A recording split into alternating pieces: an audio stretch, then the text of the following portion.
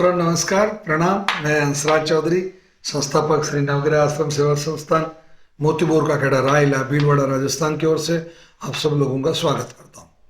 मित्रों, मैं cancer awareness programme में जो कैंसर की डिक्शनरी है या कैंसर के जो शब्द हैं जो आपको जानकारी होनी आवश्यक है, क्योंकि वो आपके कागजों में तो लिखे हुए हैं, आपके पास जो जांच रिपोर्ट है उसमें तो उसका वर्णन है, परंतु आपको जानकारी के अभाव में मतलब आप घबरा जाते हैं, आप डर जाते हैं कि अरे बाप रे अब इसमें ऐसा क्या लिखा होगा, या हमें कैसा कैंसर हो गया, या हमें ये क्या शब्द लिखे हुए हैं, इन शब्दों से हमें तो समझ में ही नहीं आ रहा। तो ये आपको मतलब अपनी जांच, मैं ये नहीं कह रहा हूं कि आप उन जांचों को पढ़ने से आप डॉक्टर बन जाएंगे या आपका कैंसर वो जांच आप पढ़ लेंगे, परंतु हाँ बिल्कुल उसका इलाज करने में बहुत सरलता हो जाएगी, क्योंकि आपको एक यथार्थ का पता चल जाएगा, एक रियलिटी का पता चलता है कि भाई रियल में ये जो शब्द है इसका ये अर्थ है और इससे हमें घबराने की जरूरत नहीं है। एक जो पहला शब्द मैं आज इस वीडियो में आपको बता रहा हूं वो होता है ऑन्कोफिजिशियन। मतलब ऑन्को का मतलब ऑन्कोलॉजी जो है वो विभाग है जिसको ऑन्कोलॉजी कहते हैं, वो मतलब कैंसर का विभाग, मतलब कैंसर ऑन्कोलॉजी के जो हेड होंगे वो कैंसर के हेड होंगे। मतलब कोई प्रोफेसर है तो बोले सर आप ऑन्कोलॉजी हेड है, मतलब यानी कि ऑन्कोलॉजी शब्द का अर्थ हुआ मतलब कैंसर संबंधी जो विभाग है उसके जितने अलग अलग विभाग है, क्या ऑन्को फिजिशियन जो है वो एक्चुअली ऑन्को की जो औषधियां होती है वो तय करने वाले होते हैं कि भाई कौन सी औषधि रोगी को दी जाएगी, उसको ऑन्को फिजिशियन कहते हैं। मतलब कैंसर के जो औषधि विशेषज्ञ हैं, जो मेडिसिन डिपार्टमेंट के विशेषज्ञ हैं, उनको ऑन्को फिजिशियन कहते हैं। और ऑन्को स्पेशलिस्ट होते हैं ये सभी लोग, जैसे आपका ऑन्को सर्जन है तो वो ऑन्को संबंधी यानी कि कैंसर संबंधी सर्जरी करने के विशेषज्ञ होते हैं, उसी तरीके से ये औषधियों के विशेषज्ञ होते हैं ऑन्को फिजिशियन। फिर होता है ऑन्को रेडियोलॉजिस्ट। तो ऑन्को रेडियोलॉजिस्ट जो होते हैं वो मतलब जो जिसको अपन सिकाई करना कहते हैं या लाइट डालना कहते हैं बिहार और यूपी में कई प्रांतों में, तो जो रेडिएशन जो किया जाता है किसी गांठ का, किसी पर्टिकुलर गांठ पे कितनी रेजेस दी जाएगी, कितनी कितनी साइकिल मतलब उसको रेडिएशन किया जाएगा, या वो कितने कम ताकत का किया जाएगा या कितनी ज्यादा ताकत का मतलब ये दिया जाएगा। तो ये जो तय करने वाले जो विशेषज्ञ होते हैं वो ऑन्को रेडियोलॉजिस्ट मतलब कहलाता है। तो कैंसर विकिरणन विशेषज्ञ इनको कहा जाएगा। कैंसर की जो विकिरणन क्रिया है या जो रेडिएशन जो क्रिया है उसको उसके मापदंड तय करने वाले और उसको उसको उनकी देख रेख में, उनकी निगरानी में वो कैंसर पेशेंट को दी जाती है, उसको कैंसर रेडियोलॉजिस्ट कहते हैं। एक शब्द होता है रिकरेंस,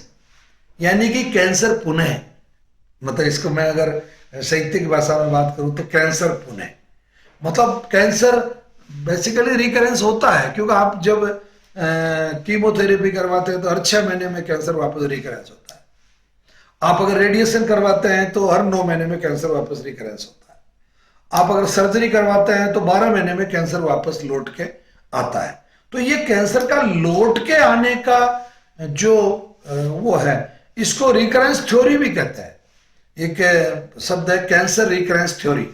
तो कैंसर रिकरेंस थ्योरी ये कहती है कि भाई आपकी बॉडी में जो बची हुई जो सेल्स हैं वो वापस लौट के आती है, तो इसलिए ये रिकरेंस तो मतलब होता ही होता है। जबकि आयुर्वेद में इस तरीके का रिकरेंस का मतलब नहीं है। मतलब कोई 1 लाख पेशेंट में से एक आध को अगर कोई, वो भी अगर उसने पहले कीमोथेरेपी ले रखी है या रेडिएशन करवा रखा है या सर्जरी करवा रखी है तो उसमें रिकरेंस के चांस होता है। बाकी अगर किसी को पता चले और शुरुआत में ही वो आके और मतलब आयुर्वेद से या नवग्रह आश्रम से अगर वो कैंसर की चिकित्सा लेता है तो फिर उसको रिकरेंस होने के कोई चांसेस मतलब नहीं रहता है। तो ये रिकरेंस यानी कि कैंसर पुनः। Multi organ failure, multi organ failure यानी कि कई अंगों में कैंसर के फैल जाने को बोलता है।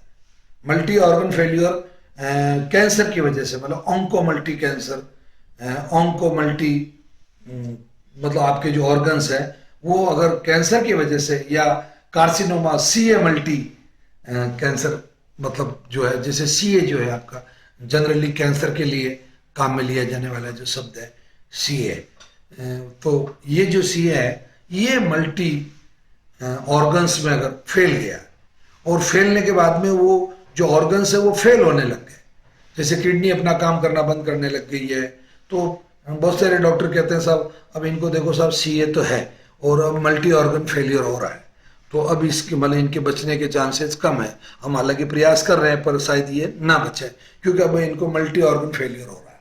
तो ये बहुत महत्वपूर्ण बात, इसको समझना जरूरी है। तो मल्टी ऑर्गन का मतलब होता है दो या दो से मतलब कई अधिक अंगों में मतलब कैंसर का फैल जाना, स्प्रेड हो जाना। तो इसको आप मल्टी ऑर्गन स्प्रेड भी कह सकते हैं सामान्य भाषा में। बाकी सीए मल्टी ऑर्गन फेलियर जो होता है वो कई अंगों का एक साथ फेल होने की जो प्रक्रिया है उसको मतलब आप कहेंगे। इसके बाद में एक शब्द है सर्वाइकल कैंसर। मतलब सर्वाइकल का क्या मतलब आपका जो महिलाओं में जो गर्भाशय होता है जो उसके अंदर जो मतलब कैंसर होता है वो सर्वाइकल मतलब कैंसर कहलाता है। मतलब गर्भाशय का जो कैंसर है वो सर्वाइकल कैंसर कहलाता है। ब्रेस्ट कैंसर यानी कि स्तन कैंसर, इसकी जो ब्रेस्ट जो है उनमें जो होने वाला जो कैंसर है वो हमेशा ब्रेस्ट कैंसर कहलाता है। इसकी बहुत एडवांस में आपको पता चल सकता है अगर आपकी निपल्स ब्रेस्ट के अंदर जा रही है या निपल्स का कलर चेंज हो रहा है या आपके पीरियड्स अनरेगुलर हो रहे हैं या आपके ब्रेस्ट में कोई गांठ बन रही है, लिम्फ नोड अगर कोई गांठ बनी है तो मतलब आपको ब्रेस्ट कैंसर की मतलब संभावना रहती है, उसको ब्रेस्ट कैंसर कहते हैं। स्किन कैंसर यानी कि चमड़ी का जो कैंसर है, आपकी चमड़ी के ऊपर जो स्किन के ऊपर जो अनरेगुलर शेप में चकते बन गए या बड़े गोड़ फोड़े बन गए, उनमें से मवाद निकल रहा है, उनमें से एक विशेष तरह की एक अलग तरह की बिल्कुल टिपिकल किस्म की एक बदबू उसमें से स्मेल उसमें से आ रही है, तो वो स्किन कैंसर का जैसे बेड सोल्स बनते हैं उस तरीके के मतलब बहुत जल्दी मतलब 1 महीने 1.5 महीने में ही मतलब आपकी पूरी बॉडी पे उस तरीके के चकते मतलब निशान बन जाए तो उसको भी मतलब ये इसका मतलब वो स्किन कैंसर की श्रेणी में आएगा। मतलब ब्रेन कैंसर, इसको बहुत सारे लोग ब्रेन ट्यूमर भी कहते हैं। ये समझने की चीजें हैं ये कैंसर अवेयरनेस में। आप कह रहे हैं हमें तो आता है, सब आता है तो बहुत अच्छी बात है, बहुत अच्छी बात। आप और लोगों को बताइए ना अगर आपको आता है तो कोई तकलीफ नहीं, और नहीं आता तो सीख लीजिए। श्री नवग्रह आश्रम सेवा संस्थान आपको इतनी मेहनत करके और कैंसर के संबंधी आपको जानकारी जो दे रहा है ये कोई छोटा मोटा काम नहीं है, मतलब ये बहुत मेहनत का काम और बहुत टेक्निकल काम है। ब्रेन कैंसर है, इसको बहुत सारे लोग ब्रेन ट्यूमर भी कहते हैं और मतलब इसको मस्तिष्क का कैंसर भी कहते हैं।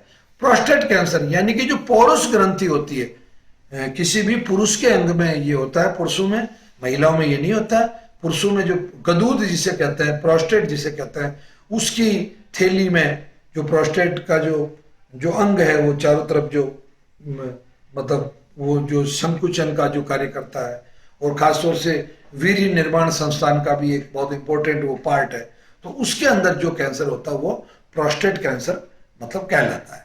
इसके बाद में पैनक्रिएटिक कैंसर जो होता है वो अग्नाशय का कैंसर होता है। बहुत कम लोगों को मालूम है कि पैनक्रियाज क्या होता है या पैनक्रिएटिक कैंसर क्या होता है। वो अग्नाशय का जो कैंसर है यानी कि भोजन को पचाने का जो विभाग है अग्नाशय, उसके अंदर जो कैंसर होता है वो आपका मतलब अग्नाशय कैंसर यानी कि पैनक्रिएटिक कैंसर कहलाता है। वो लंग कैंसर मतलब फेफड़े का कैंसर, ठीक है ना। तो फेफड़ों के अंदर या फेफड़ों का जो जंक्शन पॉइंट है उसमें कहीं पे भी अगर कोई ट्यूमर बन जाता है और वो जांच से ये पता चलता है कि भाई ये कैंसर है तो वो फिर लंग कैंसर मतलब कहलाएगा। एक लेक्यूमिया एक शब्द होता है, लेक्यूमिया एक प्रकार के खून का कैंसर है। मतलब खून में एक प्रकार का कैंसर है जिसको लेक्यूमिया मतलब कहते हैं, मतलब इसको लेक्यूमिया मतलब कहा जाता है, आपको जानकारी होनी चाहिए। सर्विक्स कैंसर यानी कि गर्भाशय का जो मुंह होता है, महिलाओं में जो गर्भाशय होता है उसका जो मुंह होता है, उस मुंह पे होने वाला जो कैंसर है वो सर्विक्स कैंसर कहलाता है। तो यानी कि आपको पहले मैंने ऊपर बताया था कि जो आपका महिलाओं में जो सर्वाइकल कैंसर है वो गर्भाशय का कैंसर है, परंतु ये गर्भाशय के मुंह का कैंसर है, यानी कि सर्विक्स कैंसर है। तो ये अवेयरनेस बहुत जरूरी है मेरे मित्रों, ये आपको ये जानकारियां होनी जरूरी है। तो गर्भाशय के मुंह का कैंसर। फिर मेटास्टेटिस जो शब्द है, तो वो कुछ मेटास्टेटिक्स कहते हैं, कुछ मेटास्टेटिस कहते हैं, तो ये भी आपको जानकारी होनी बहुत जरूरी है कि ये मेटास्टेटिस यानी कि कैंसर के को जो फैलने की जो क्रिया है उसको कहते हैं। मतलब कैंसर फैल रहा है, मतलब वो उसको बोल देंगे कि ये मेटास्टेटिस हो गया, यानी कि फैल गया, या इन प्रोसेस है। मेटास्टेटिस इन प्रोसेस है, मतलब वो फैल रहा है, फैलने का जो काम है वो कर रहा है। उसके बाद में कॉलन कैंसर, यानी कि आंत का जो कैंसर है, वो स्मॉल इंटेस्टाइन या बिग इंटेस्टाइन दोनों में जो होता है उसको कॉलन कैंसर कहते हैं। मतलब छोटी आंत में और बड़ी आंत में जो कैंसर होता है उसको कॉलन कैंसर मतलब कहा जाता है। इसके बाद में एसोफेगस, यानी कि आपकी जो आहार नली है, खाना जो मुंह से आमाशय तक जाता है, उसके अंदर अगर उस आहार नली में, बहुत सारे लोगों को यही पता नहीं कि एसोफेगस क्या होता है। आप कैंसर की बात करना तो वो दूर की बात है। तो प्लीज ये कैंसर अवेयरनेस का जो कार्यक्रम है इसका आप हिस्सा बनिए, अधिक से अधिक लोगों तक ये जानकारी पहुंचाइए। कैंसर आपको जिस दिन होता है ना, उस दिन आपकी जो मानसिकता होती है वो होता आपका ज्ञान, आपके पास जो जानकारी है। एक इसको बहुत अच्छे उदाहरण से बताऊंगा। आपके बैंक में अगर 2 लाख रुपए आपके अकाउंट में जमा है, तो आपको ये जानकारी है कि बैंक में मेरे खाते में 2 लाख रुपया है, ठीक। अब आप चेक भरोगे तो कितने लाख का भरोगे? अधिक से अधिक 2 लाख का, ये आपकी जानकारी में है। अब मैनेजर अगर जाके ये कहे कि साहब आप 2 लाख का नहीं भर सकते, साहब आप 1,90,000 का भर सकते हैं, क्योंकि 10,000 रुपया आपके खाते में मतलब बैलेंस रहना जरूरी है, तो मैनेजर गलत है ना आप गलत हो? आप गलत हो, मैनेजर गलत नहीं है। मैनेजर क्या है भाई, मिनिमम बैलेंस तो चाहिए, क्योंकि आपको चेक बुक दे रखी है और चेक बुक है, इसका मतलब 10,000 रुपया आपके खाते में जमा रहना जरूरी है। अब आप कहते हैं साहब ये तो बैंक चोर है, साहब 2 लाख से 2 लाख का चेक कैश नहीं कर रहा, तो जानकारी का अभाव था। यही जानकारी का अभाव आपको कैंसर के बारे में है। आपको ऐसा बता दिया गया है कि कैंसर जानलेवा है, मतलब कैंसर किसी को हो गया इसका मतलब मरना पड़ेगा, जबकि ऐसा बिल्कुल नहीं है, बिल्कुल नहीं है। कारण है इसके पीछे सबसे बड़ा पॉजिटिव पॉइंट जो है वो आप लोगों को मैं बता रहा हूं। आपको अगर बुखार आएगा ना, तो बॉडी में कोई ना कोई इन्फेक्शन होगा तब आएगा। आपको अगर एड्स होगा ना, तो HIV के आप कांटेक्ट में आएंगे, किसी न किसी HIV वाले जो पेशेंट है उसके साथ में आप चाहे सेक्सुअल कांटेक्ट में आएंगे, चाहे उससे वो खून चढ़ा लेंगे, या आपने दाढ़ी बनाई और कट लग गया और उसके भी लगा हुआ था, मतलब कोई भी कारण होगा तो HIV होगा, मतलब उसका भी वायरस होगा। आपको कोरोना भी होगा अगर, तो उसका भी वायरस है। आपको अगर TB होगी तो उसका भी बैक्टीरिया है। आपको अगर खुजली होगी, दाद होगा, तो उसका भी फंगस है। परंतु कैंसर का तो कुछ भी नहीं है ना भाई, ना इसका फंगस है, ना इसका बैक्टीरिया है, ना इसका वायरस है, ना इसका निमेटोड है, ना इसका मतलब कोई भी इसका बाहर से आने वाला कोई कारण नहीं। तो फिर ये सबसे कमजोर बीमारी हुई कि नहीं हुई? मतलब जिस बीमारी का बाहर से कोई कारण ही नहीं है, जिस बीमारी के जन्मदाता ही आप खुद ही हो और खुद भी अपनी गलतियों की वजह से हो, तो पहला आज 2 फैसले अपने को लेके उठना है। यहां से पहला फैसला तो यह कि इस कैंसर को हराना, समय पर दवाई लेनी है, परहेज पूरे रखने, विश्वास पूरा रखना है, और जैसे दूसरे लोग ठीक हुए वैसे हमें भी ठीक होना। और दूसरा यह कि जिन लोगों को कैंसर नहीं है, कम से कम उन लोगों को भी अपन कैंसर से बचा लेना। आज कोमल को हो गया, ठीक है, कोई बात नहीं, कोमल के अंकल तो बचे कम से कम। आज इनको माउथ कैंसर हो गया, कम से कम इनका बेटा तो बचे। आज बने सिंह जी को हो गया, कम से कम बने सिंह जी का बेटा तो बचे इससे। ये चीजें बहुत जरूरी।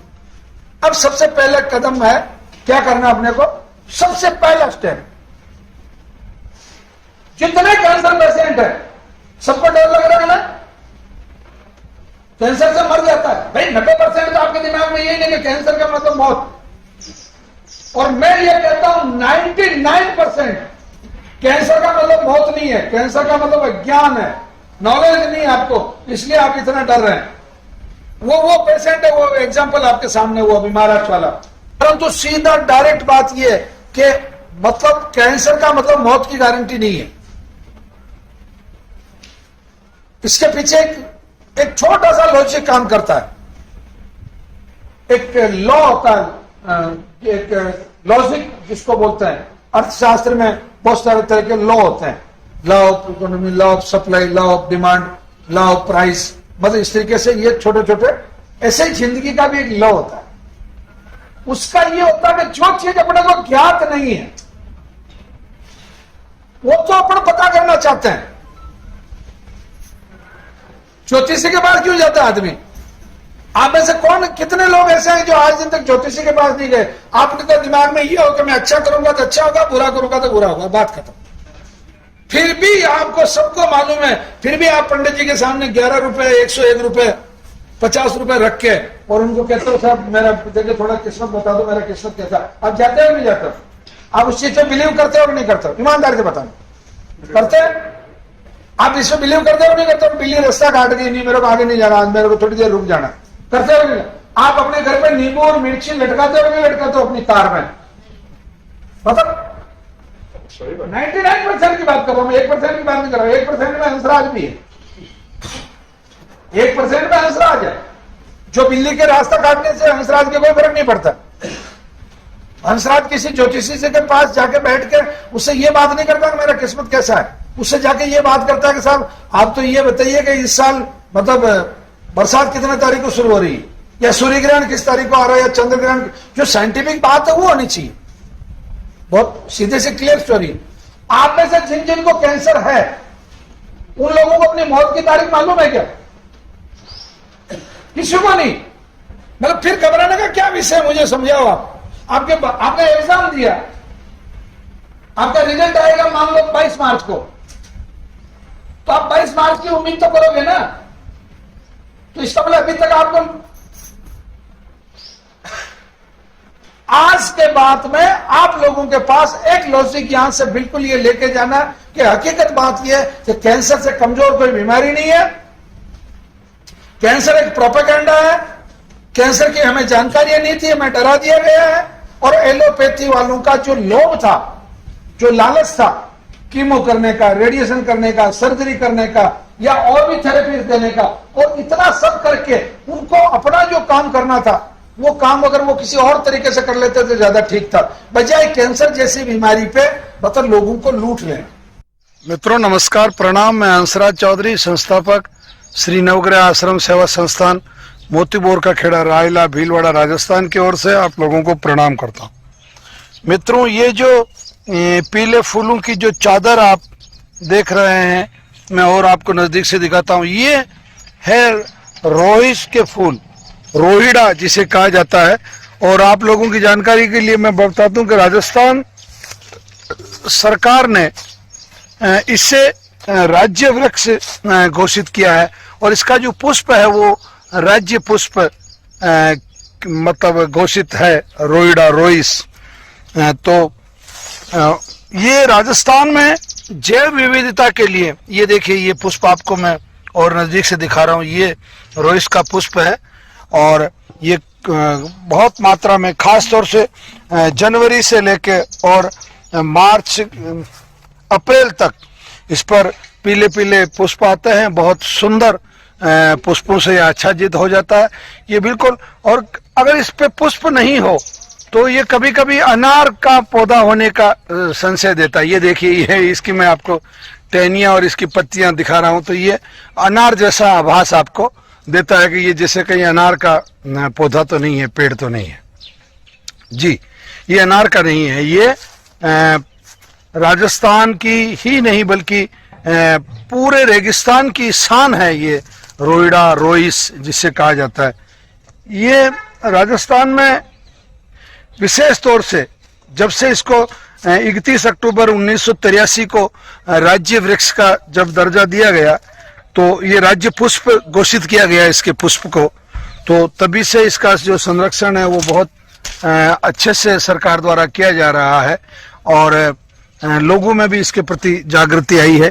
ये प्योरली डेजर्ट का पौधा है। मैं इसका तना आपको बता रहा हूँ, ये तना देख रहे हैं आप, ये कंप्लीट डेजर्ट यानी कि रेगिस्तान क्षेत्र का पौधा है, जो इसे रेगिस्तानी वृक्ष भी कहा जाएगा। और ये बिल्कुल शुष्क प्रदेशों में, खास तौर से राजस्थान का जो बाड़मेर, जैसलमेर, बीकानेर, जोधपुर, नागौर, सिरोही और ये जो इलाका है झुंझुनू, सीकर, चूरू, इन सभी क्षेत्रों में, जो कि बिल्कुल आप सुनने में लग रहा होगा कि बिल्कुल डेजर्ट है, रेत है वहाँ, परंतु वहाँ भी ये 12 महीने फलता फूलता है, बड़ा होता है और इसमें खूब पीले पीले सुंदर फूल आते हैं। अरब के रेगिस्तान में खास तौर से ये इसकी जो उपस्थिति है वो अरब प्रदेशों में भी मतलब देशों में भी इसको देखा गया है। अब मैं अगर इसके औषधि उपयोग की बात करूं तो जितना भी मूत्रल रोग है यानी कि पेशाब संबंधी जितने रोग हैं उसमें इसके पुष्पों का जो स्वरस है उसको इनको यानी कि 10-15 ग्राम इसके जो फूल है उनको अगर पानी में भिगो के रात भर और सुबह पहले उनको मिक्सी में अच्छा सा ग्राइंड करके अगर इन पुष्पों को लिया जाए तो पेशाब में आराम हो जाता है, यानी कि जो जलन है वो समाप्त हो जाती है। पुष्प मैं आपको वापस यहाँ दिखा रहा हूँ। कैंसर रोग में रोइडे का बहुत ज़्यादा उपयोग है। इसकी टहनियों का, इसके पत्तों का और इसके खास तौर से इसके जो पुष्प हैं, इन पुष्पों का रोहितादि क्वाथ बनाया जाता है, जो कि कैंसर में, क्योंकि नई सेल्स को बहुत जल्दी रीजनरेट करता है। ये इसका जो पुष्प है नई कोशिकाएं बनाने का काम करता है, इसीलिए इसको चर्म रोग में भी काम में लिया जाता है। मित्रों, आपको जान के आश्चर्य होगा कि पुराने से पुराना कोई भी चर्म रोग अगर आपको है तो, और आप अगर रोइस के जो पुष्प है, ये मैं आपको अभी इसका दूर से इसका पूरा पेड़ ये दिखा रहा हूँ और इसकी जड़ें आगे से आगे चलती जाती है और मतलब नए पौधे का निर्माण होता जाता है। ये जड़ों से, हालांकि इसके जो बीज होते हैं वो इसमें लंबी लंबी छोटी छोटी सी फलियां आती है, जिसमें से मतलब आँख के फूल में जिस तरीके से वो उड़ने वाला जो बीज होता है उस तरीके से इसमें भी उड़ने वाला बीज आता है, इसी से इसका आगे विस्तार होता है। और चर्म रोग में ये बहुत लाभकारी है और लीवर संबंधी रोगों में विशेष गुणकारी है। ये लिव 52 जो दवाई बनती है उसमें इस रोइस का ही उपयोग होता है, इस रोइडे के पत्तियों का और इसके पुष्पों का। लिव 52 जो लीवर के लिए औषधि है वो इसी के द्वारा बनाई जाती है। और ये पौधा मैं आपको और नज़दीक से दिखा रहा हूँ। तो मित्रों, ये थी जानकारी रोइडे के बारे में।